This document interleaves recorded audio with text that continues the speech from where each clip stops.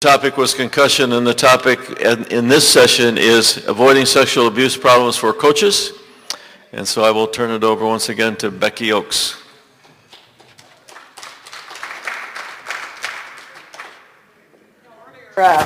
This morning I was going to say that this was going to, make sure you come back because this was going to be a kind of a participation workshop. And I decided that wasn't very good to say it that way. So to start things off, we want to avoid, so I want to make sure everybody is an arm's length away from the person sitting next to you. No. Again, thanks for inviting the Federation to participate in this particular workshop. I would like to tell you that I don't have personal too much experience in this particular topic.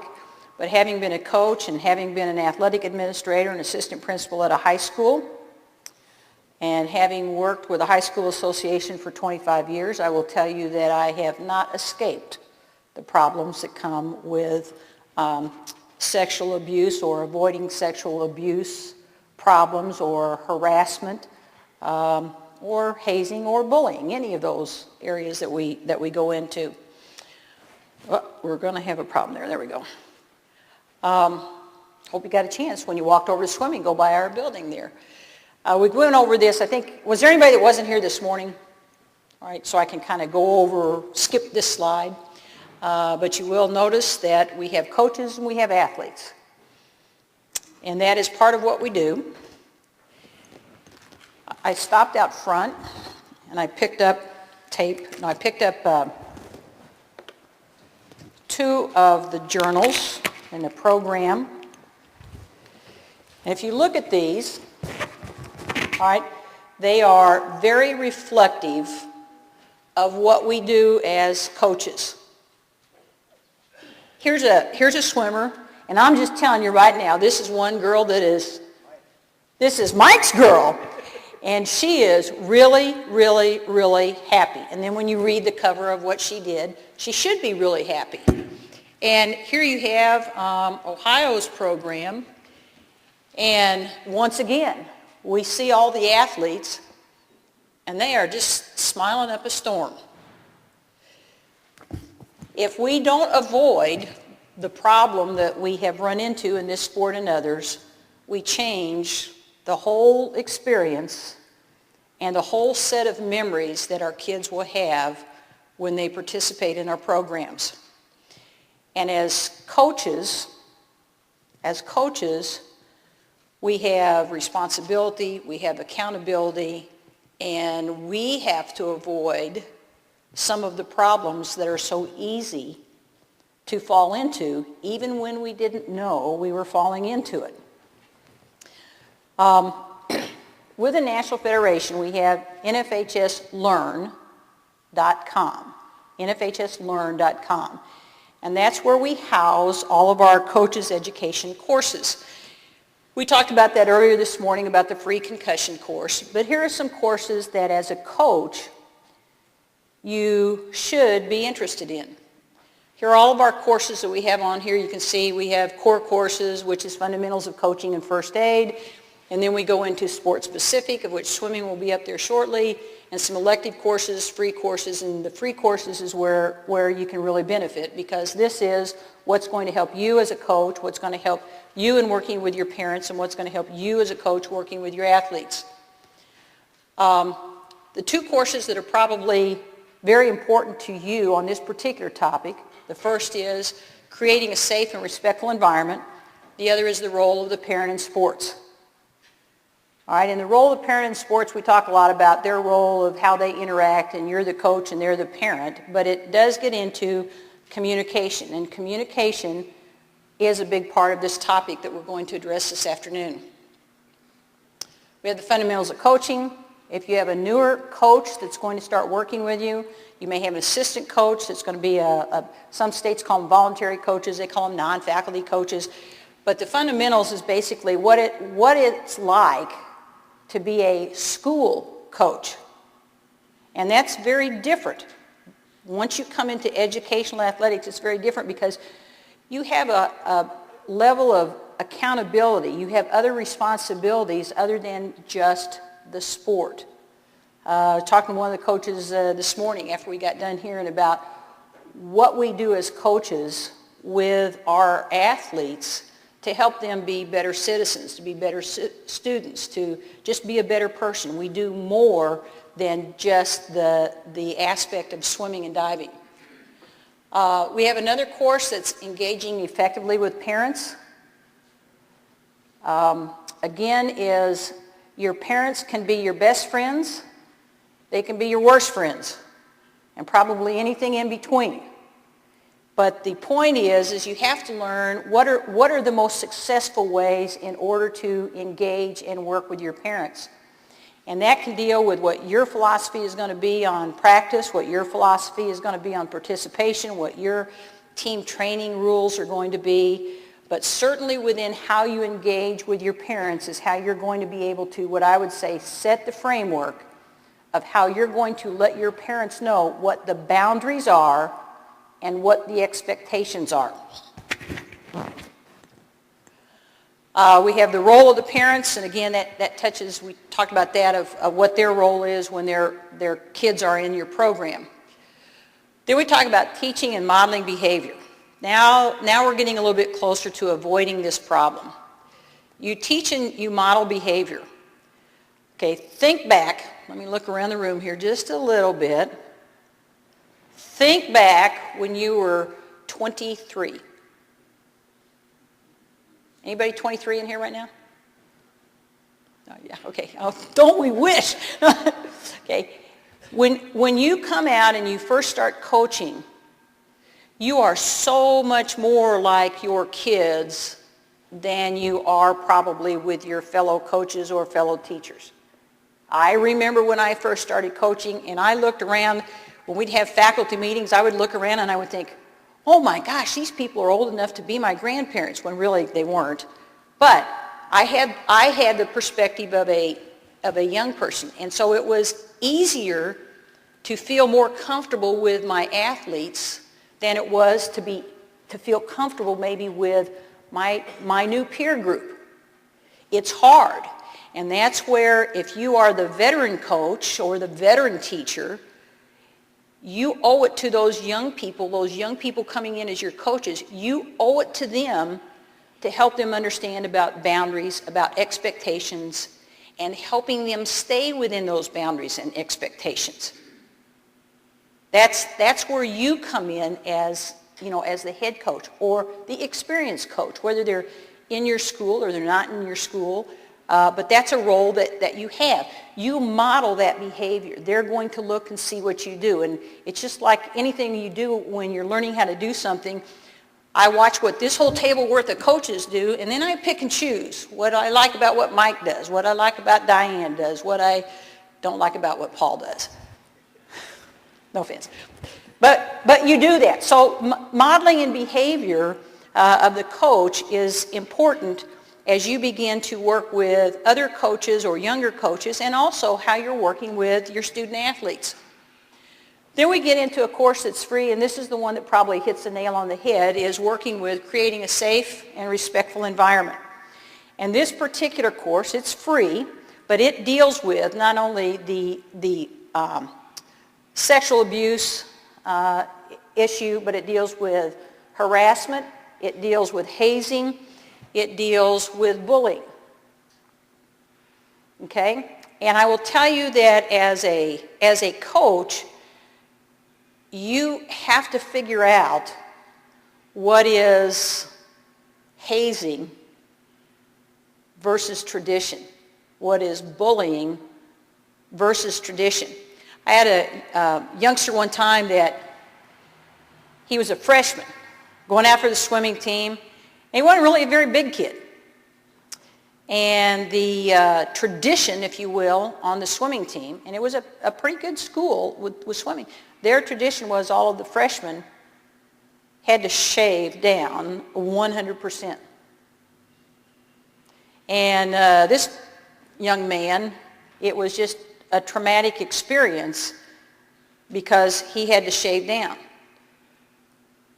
Okay? And it was a little awkward for me to visit with his parents because he would not go to school. Because part of what happened in that process was the older guys started teasing this kid because you know how guys sometimes tease guys about stuff. But he wouldn't go to school. And what the swim coach said was, it's a tradition that we do. All of the freshmen always go through it. He'll get over it. So there's a case where that is hazing. That is not tradition. That is hazing. And so this course will kind of walk you through different areas, but they all kind of seem to somehow fit together because the common theme is it's all about having respect and having boundaries and having expectations. So here we start out. Anybody remember all the news and hoopla that started with Penn State? All right? And those of us probably in high school would, when this started coming up, we looked at that and thought, you have to be kidding me. Who would say that they didn't notice red flags when all that was going on? Who could say that you would say that's okay in the locker room? You know, you had some things that took place. But it did serve as a wake-up call, not only in the collegiate community, but I think for all of us, that these things go on, and you have to look in amazement and say, somebody let their guard down and let that take place and didn't draw the line and say, can't happen here. There was a real lack of oversight within that university. And if you're in a high school, let's say if you're not a school teacher there, you're not the faculty member, you're a non-faculty coach, you come in, you don't get the same type of communication and you don't get the same type of attention by the principal or assistant principal or the athletic director as the guys and gals that are in the building all day. So in essence, you're kind of missing a little bit of the, here's what we expect, here's what you're doing a good job, or alerting you to something maybe that has gone on in the school. So it was kind of a wake-up call, and it put things back on the forefront again. How do we avoid the headlines? I just went through and just pulled these up, okay? Swim coach guilty of sexually abusing female swimmer that was 13. Sex abuse, water polo coach. Oh, here's another high school coach. Here now we've got an Olympic swim coach ignored sexual abuse. And there's a lawsuit. We saw a lot of that coming up as some of the swimmers have come forward now and said, when I was swimming, this is what happened. This is a basketball coach, so it's not limited to any one particular sport. Here's some more. And that was just a quick, probably within just a couple of minutes yesterday, to make sure that we had some current headlines. And that's right there, just like that. In swimming, USA Swimming has really been dealt a tough hand, that they've had to deal with a lot of issues with their programs. Now, you may get this. Oh, it just happened. Something's gone on, and here's this coach that says, I didn't mean for anything to happen, it just happened. Really? It just happened? We're the adults, really? That just happened to us? It doesn't just happen. It happens because we practiced or allowed risky behavior. It happens because we have a lack of respect for the rights of our students, or a lack of respect for the rules of the school. It's a lack of following policies that are put in place. It's a lack of our meeting responsibilities. And students have responsibilities as well. All right? They have responsibilities as well, and you have to remind them that they have those responsibilities. It's also a lack of boundaries. It's a lack of clear expectations for the conduct of the adult. It's student accountability, and it's just not thinking. It's just not thinking. So it doesn't just really happen. If you practice risky behavior with your students, you're always kind of on the edge, you run the risk. If you have a lack of respect for the students, you might step across the line. If you don't adhere and follow the policies that the school puts in place, you may cross the line. If you don't meet your responsibilities, you may cross the line. If you don't set your boundaries, you as a coach don't set your own boundaries, not other people setting them for you, you set your own boundaries, you may cross the line. If you don't have clear expectations of the conduct of the adult, you may cross the line. And then you have student accountability. I had a student one time that was infatuated with our head football coach. She knew she was in love. And she would sneak out of her house at night to go to his house. Now, he was single. To go to his house, knock on his door, and try to persuade him that he should be interested in her. He was doing nothing wrong. He would say, you need to go home.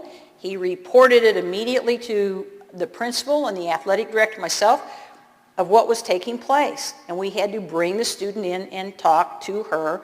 And we also then eventually decided we need to talk to the parents to make sure that they nail her window shut at night. But the bottom line is, it's not always the adult that is in the middle of things, but you can be placed in a compromising position. The unclear water. Okay, I know it is. We have a rule about it in the rule book that you have to have water clarity or you don't swim, right? So this is no different. You have to have water clarity, not unclear water when you're in this area. So what is sexual abuse? That's a question. What do you think sexual abuse is? This is where you get to participate. What is sexual abuse? What does your school tell you sexual abuse is? The first time that I was accused of sexual abuse, I was a math teacher in a classroom. 4 kids came in late, 2 boys and 2 girls, and I said, where have you guys been? Mm-hmm. That was enough to have me called in for sexual abuse.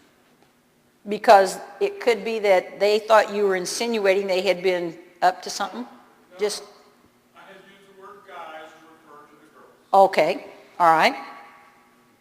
What else? That was the crazy. That was the crazy, and that was the really, no. Come on, son, I know your school districts have talked to you. What do they tell you sexual abuse is? What do they tell you to stay away from? Touching. Okay, contact? Being alone with them? No. Keep your doors open? What else? I had a coach tell me the other day that the first time he walked into high school to start coaching, because he was kind of a touchy-feely guy. Oh, great job. He said the first year he started coaching high school, what he did was, he goes, every day I would put my hands in my pocket, and he goes, when I'd have the urge, I couldn't get my hand down, I would say, that was a great job. You know, so he had to change what he did because he knew what the boundaries were that he wanted to set. Okay, so let's just say, where do we have that bad start? As coaches sometimes, where do we have the bad start? Conversations. Okay, conversations. Where did you go Saturday night? What did you do Saturday night? Oh, I've been there, I remember. Or who are you dating? Or you have other conversations that are a little more colorful with them. So your conversations that you have, you need to be conscious of the conversation that you have. Know the topics that you don't want to talk about, and think about this. And this comes with experience. You think about how to get away from a conversation you shouldn't be in. The athlete comes up and starts the conversation. And you know, I need to backpedal and get out of there right away. So think of ways that you can politely, but excuse yourself and get away from the conversation that you should have, but also know the conversations that you shouldn't have. Physical contact. I always had this in my mind. If I ever saw a coach touch any of their athletes, male or female, if I saw any of the coaches patting them on the butt, that was a get your hand off their butt. That's just all there was to it, because you were already in the no-go zone. Plain and simple. Pat them on the shoulder, okay. How about hugging your athlete? You hug your athletes? Yeah, I bet we do. All right, but the thing is, give them a quick hug and then get out of Dodge.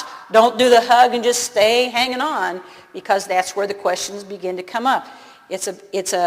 Again, that's something that you talk about within your school. Some schools will tell you, no, not at all. Other schools are, okay, but here's what you need to be aware of. So physical contact is huge of what we do.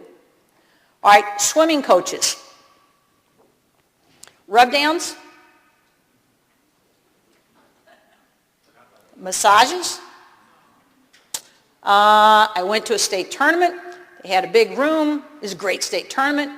They had this great big room for all the teams, and they had massage tables.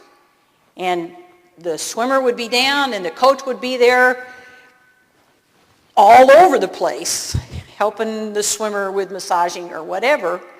I had my husband with him, and all he could say was, thank heavens our daughter doesn't swim if that's what the coaches get to do. All right? But yet it was there. So I can't tell you whether yes or no, but you really have to think about what's going on. How does your school address that? If you have a certified athletic trainer, maybe they're the ones that should be doing it. How about boys and girls giving each other rub downs? Okay? It's risky. There's your risky behavior right there. And I know some of this may sound kind of like, whoa, but these are the areas that you get the unclear water that you have to kind of navigate when you're coaching.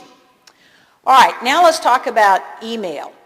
How many of you in here are, what I would say, very proficient with all of the various types of electronic communication that now exist? You email, you tweet or Twitter or whatever you do, and how many of you do that? Facebook. Okay? Okay. Well, find you a right-hand person that'll just spill their guts about what's going on in the electronic world, because that's how you need to know how kids are communicating with each other, or how they might communicate with you or about you. All right? Your emails. How many of you in your school district have a policy for teachers and or coaches? How many of you in your school have school districts that have a policy about emailing and texting and Facebook with students?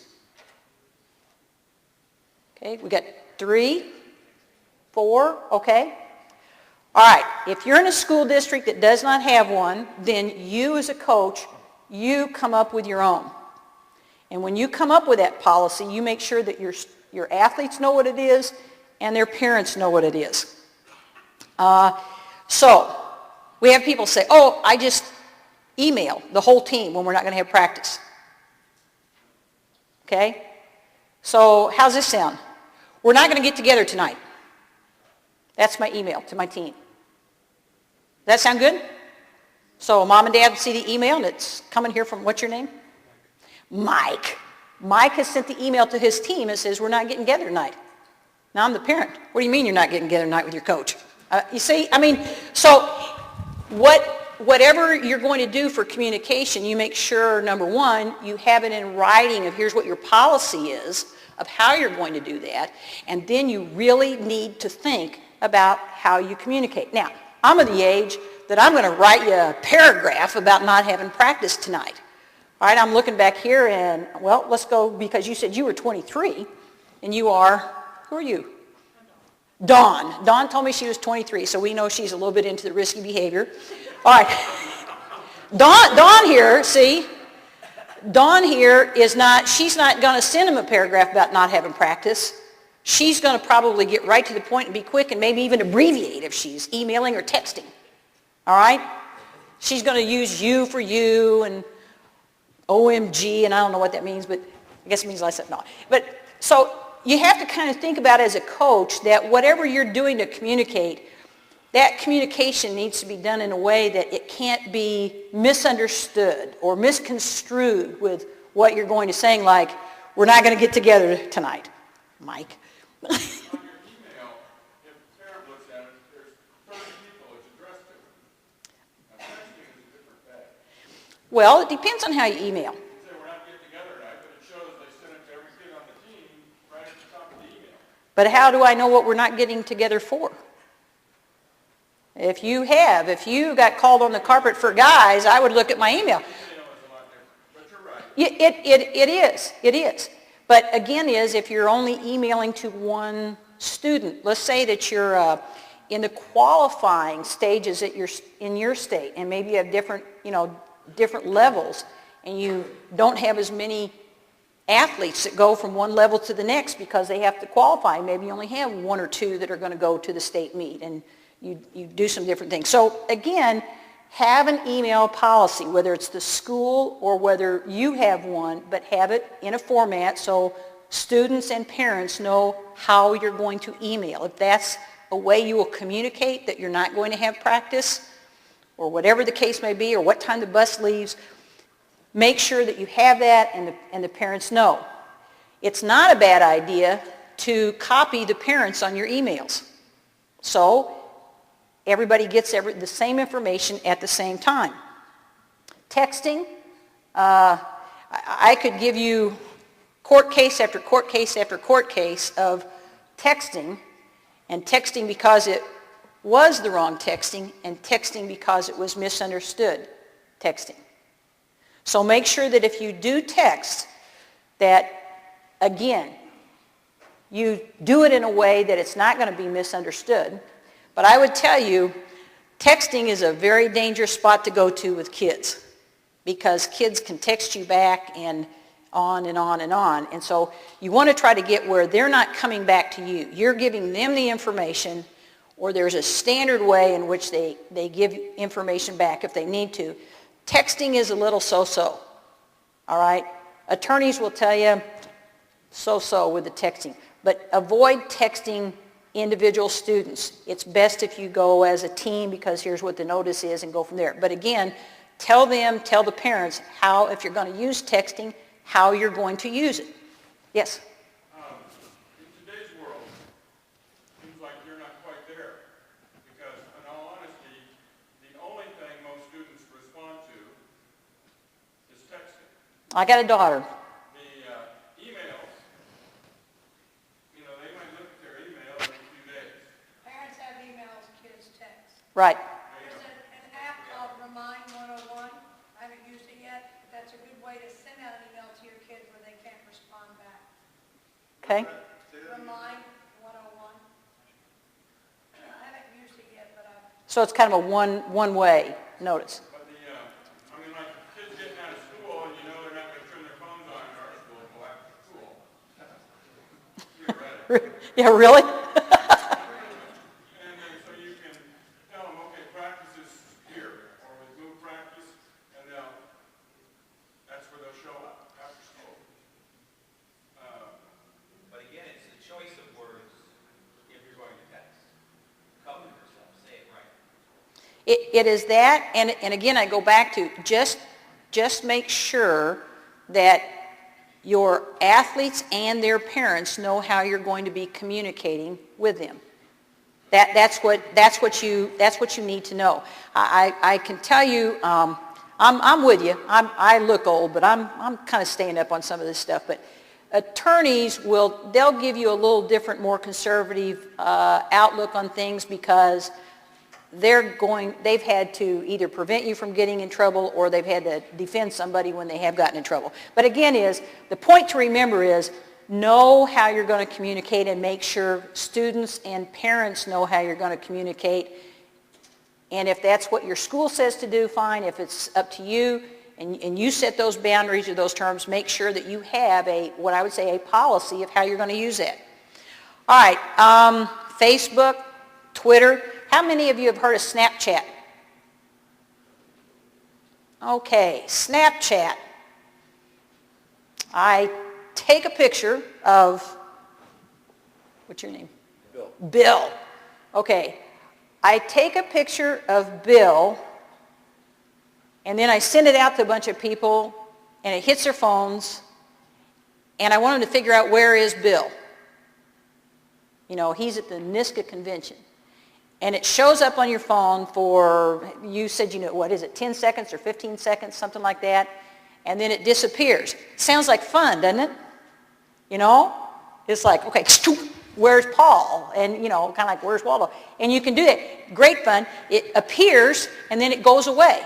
No, it doesn't really go away. It just goes away on their phone, but it's still there. Now you see what Snapchat, the danger of it is. I'm in the locker room, and I Snapchat. Okay? You see it, so it's something. And that's very, very popular right now. Snapchat, very popular right now.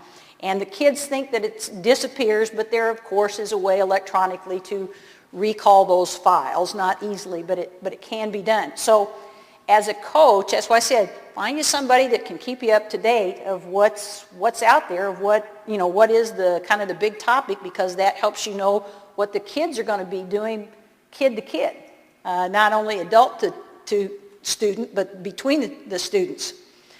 Socializing. Team party, okay? Anybody have issues with a team party? Team dinner, there we go. Good distinction. Team dinner, that's a very good, team dinner. How about small gathering of some of the team coming to your house? Okay? How do you get rid of them? You know, it's a Saturday night. They didn't have dates. They're bored. They come to your house. They like you. How do you get rid of them? Should you get rid of them? Should you get rid of them? What do you think, Bill? Should you get rid of them? I'm an old guy. I don't know. Hey, we don't know how to take that. Yeah. Well, it's... Back then, when I was coaching, nobody would have thought anything about it. But today they do. Today they do. Your house is off limits to them unless you have a designated event of which you publicize and everybody knows what's going to happen. So socializing can be a real issue with it. All right, weak policies. What do you think a weak policy would be? You what? One that doesn't say anything. It says something, but it's not clear. So it might say something like, be careful how you communicate. Would that be a weak policy? It would be, because it would probably need some specific examples of what the communication process will be exactly, Okay. and how it's going to work. You talked about Snapchat. The Nashville system, there's a very definite policy. There are no electronic devices allowed in the locker room. Okay. No electronic devices allowed in locker rooms. So let me just ask this, where do the kids put their phones during the day? Yeah, that's what during the practice. Or during practice? They put them in the bag, put them on deck. Okay. Okay. Again, trying to address some of those issues. We have a rule proposal. All sports are going to be working with this, and it is going to allow the use of electronic devices in a lot more relaxed format. But when we do that, we're also allowing the use of electronic devices in a very relaxed format. So there may be some need of a period of time of how you also navigate a rule change that could impact you in another way. Becoming the coach and not a friend. Okay, it's one thing. I am their coach. I need to be respected. They need to be able to know where my boundaries are and where their boundaries are. When I become their friend, that's where the lines begin to get a little cloudy. And things can go south pretty quickly when you get into that category, because once you get there, then you're having friend-type conversations versus coach, athlete, or adult student kind of work in that way. So that's a tough one, because I don't think that there was ever any athlete that I ever coached that I didn't think pretty doggone highly of. And we had a number of conversations that weren't always where whether you should jump higher, swim faster, throw farther. You had other things that you dealt with. Where do you think you're going to go to college next year? You know, make sure you're keeping your grades up, those type of things. All right, let's clear up the water. School policies. Okay, in this room, there weren't a lot of school policies, but there may be there. But if you don't have a school policy, then have your own team policy. If you have that policy, make sure that every coach that you're working with knows those policies. Every one of them. Communication. Know what is the right kind of communication, what is the wrong kind of communication. Stipulate how you are going to communicate to the athletes, how they're going to communicate to you, how you're going to communicate to parents, how they're going to communicate to you, and if you have issues, how you're going to communicate with your administration and how they're going to communicate with you. And big thing is, you need to know what their expectation is of what they want and when they want you to communicate with them. Okay? If you have a problem, how soon do they want you to bring the problem to them before you say, I took care of it? So that type of communication. Establishing boundaries. You need to know what your boundaries are, and you need to adhere to those boundaries. Know what your boundaries are and adhere to those boundaries. Be consistent in how you do it. You can't one time say, here's where I draw the line, and then, oh, I like this kid and I don't, or I like this kid and I don't. So know what your boundaries are and be consistent. I would say that you have to have respect. You need to respect what the students' rights are at all times. You need to respect what your colleagues' rights are at all times. You need to work that your athletes are respecting the rights of each other at all times. And when I say that is that if I respect the fact that I'm a 35-year-old, and I'm coaching a 16-year-old, believe me, I have to have respect that I know what is the right thing to do and the wrong thing to do, because that 16-year-old may not really be clear on what the right thing is and what the wrong thing is, because they will do almost anything to be in your good graces. You control their fate as a coach, what they swim, when they swim, how well they swim, how well they dive. You control all that, and so they will go out of their way to try to please you, to be on your good side. So it's easy for you, not you, but it's easy for a coach to cross that line if they're not being respectful of the difference between what I know as an adult and what I don't know really as a student. And then you have to have the necessary discipline, and that necessary discipline is you have the discipline. You have to remember what your boundaries are, what you've set for yourself. You have to make sure that the students adhere to those same boundaries, okay? And that you have to have the discipline. If things aren't happening the way they should happen, then you have to be able to be the one that draws the line. Anyone ever have, or let me put it this way, let me phrase it a little different way. Anybody know of somebody that maybe the student was the one that was trying to compromise the coach's position? Or just even flirt with the coach. How about that? Flirt with the coach. Oh, come on. You're going to tell me you haven't seen that? Okay.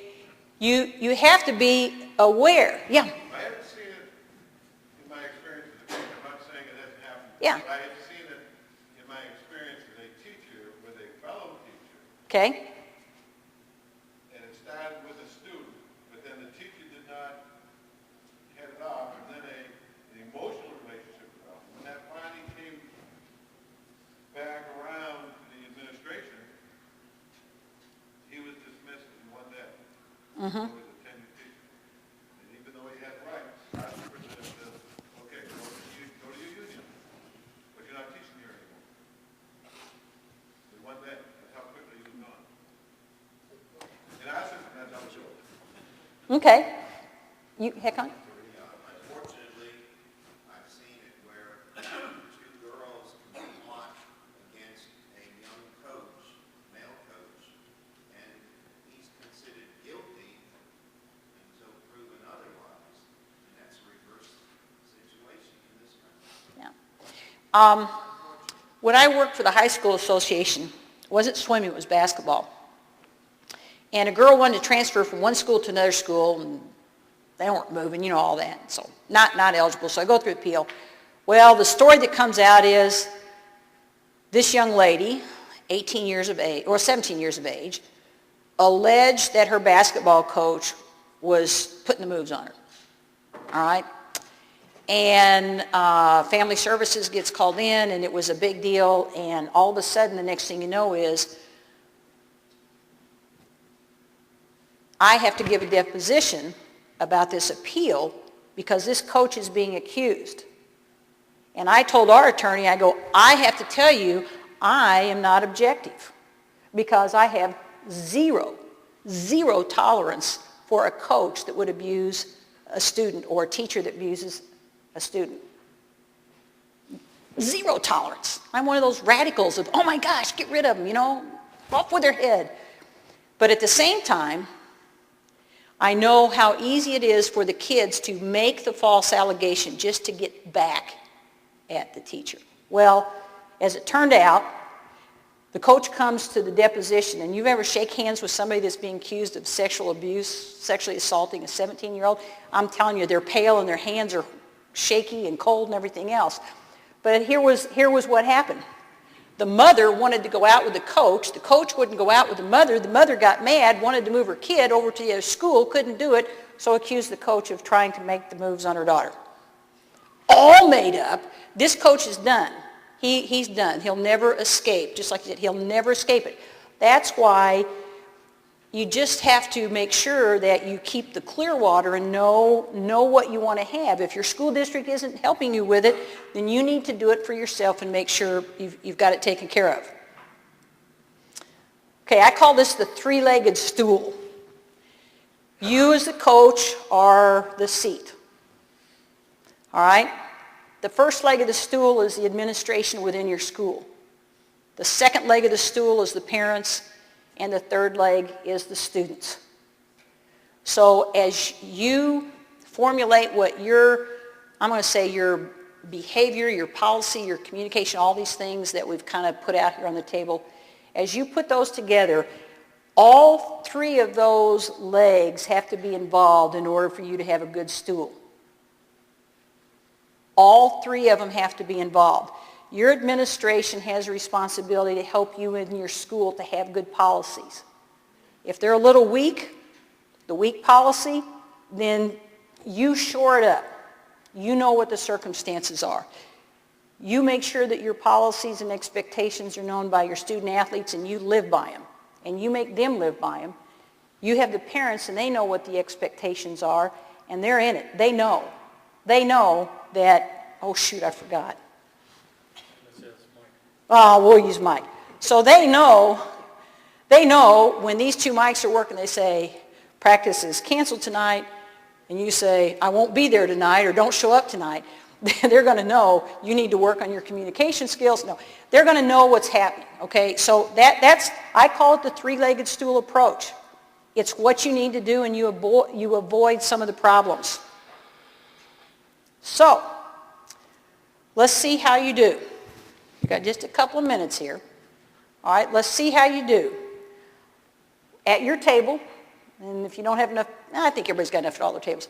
At your table, I want you to come up with the three most important things that you think a coach has the responsibility to do to avoid sexual abuse or allegations of, or however you want to put it. The three, that's the coach's responsibility, whatever. The three things that you think are the most important.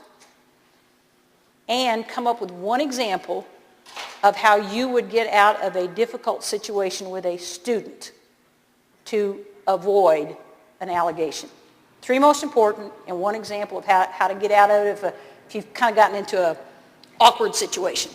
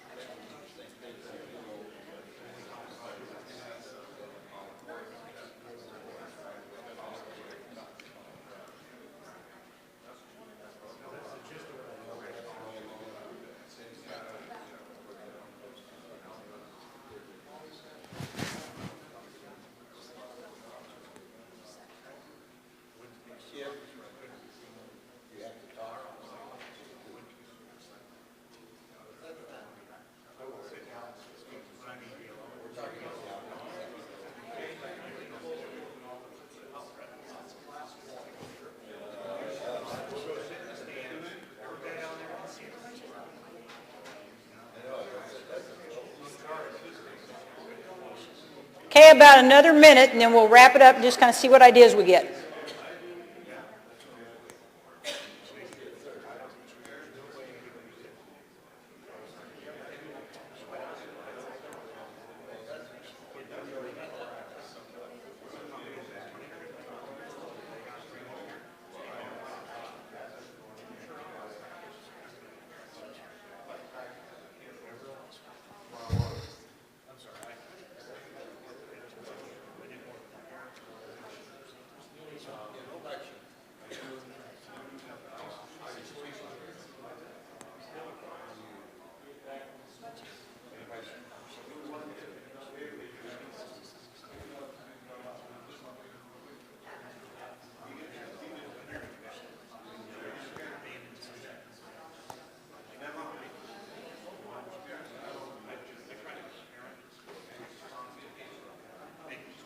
Okay, we're gonna wrap it up, and we're going very quickly. Okay, this is kind of like speed dating here a little bit. Okay, 3 things important. To me, I think avoid the inappropriate conversations. Everybody listen, avoid inappropriate conversations. Policy that's, Speak louder. have a policy that's communicated clearly. Okay, clearly communicated policy. We got one more? For him, it would be leave technology out of communicating with kids. Okay, here's one. Leave technology out of communication.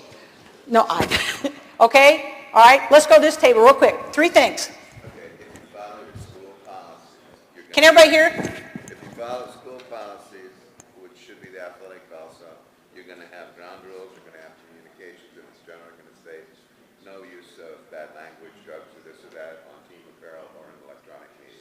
Okay. All right. Anything else? Okay, so they kind of covered it with your school policy, and it tells you all these things of the kind of, thou shalt not. This table? Proactively report. Okay, proactively report. Okay, establish clear boundaries. No? Okay. All right, this table, or group? We said, well, we had a number of overlap. Position, meaning do not allow yourself to be with an athlete where you can't be seen by other people. Okay. Don't take them into an office where you can't be seen in there, close the door. You're going to have a private conversation, take them off to the side someplace where it's in public view. Okay. Anything else? We did cut back overlap. Okay. This table, something new with, Always have someone else with you when you're discussing a sensitive matter.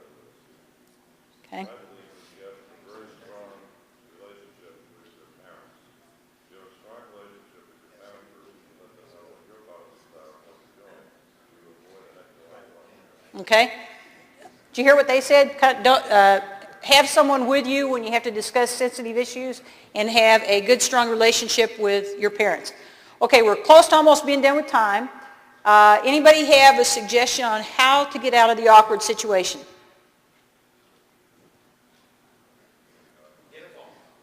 Get a phone call, get a text, okay? What else? Anybody else getting out of an awkward position?